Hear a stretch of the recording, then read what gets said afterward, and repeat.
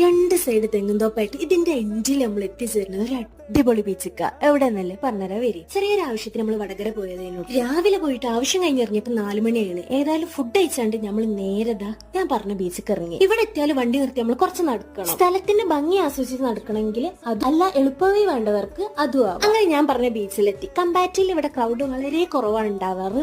Vacation ആയതുകൊണ്ട് തന്നെ family couples ഒക്കെ ആയിട്ട് ഒരുപാട് ആൾക്കാർ ഇവിടെ ഉണ്ട്. ഇങ്ങനെയുള്ള ഇടവഴിക്കൂടെ കയറുമ്പോഴാണ് നമ്മളെ ബീച്ചിന്റെ ഓരോരോ സൈഡിലെത്തുക. ഫാമിലി ഒക്കെ ആയിട്ട് ഒരുപാട് ആൾക്കാർ ഇവിടെ വന്ന് എൻജോയ് ചെയ്യുന്നുണ്ട്. ഇനിയാണ് ഈ ബീച്ചിന്റെ മെയിൻ ഹൈലൈറ്റ്. കണ്ടൽക്കാടിന്റെ ഇടയിലൂടെ നമ്മൾ പോന്നാൽ ഫൈനലി എത്തുന്നത് ഇവിടെയായിരിക്കും. ആൻഡ് ഓൾസോ ഇവിടെ ഒരുപാട് കപ്പിൾസ് ഫോട്ടോഷൂട്ട് ഒക്കെ നടക്കുന്നുണ്ട്. പിന്നെ മക്കൾസ് ഓരോരോ ഡ്യൂട്ടി ചെയ്യുന്നുണ്ടായിരുന്നു. ബീച്ചിന്റെ സ്പോട്ട് എവിടെയാ പറഞ്ഞുതരാം. നമ്മളെ കോഴിക്കോട് നിന്നും വടകരന്റെ ഇടയിലുള്ള പയ്യോളിയിലുള്ള കൊളവി ബീച്ചാണിത്. നമ്മളെ കോഴിക്കോടിന് ഏകദേശം 45 കിലോമീറ്റേഴ്സ് ഉണ്ട് ഇങ്ങോട്ട്. ദെൻ മിനി ഗോവ എന്നുള്ള പേരിലും ഇത് അറിയപ്പെടുന്നുണ്ട്. പോകുമ്പോ കുറുക്കു വഴിയാണെങ്കിലും പോരുമ്പോ കുറച്ച് ആസ്വദിക്കാൻ തന്നെ കരുതിട്ടോ.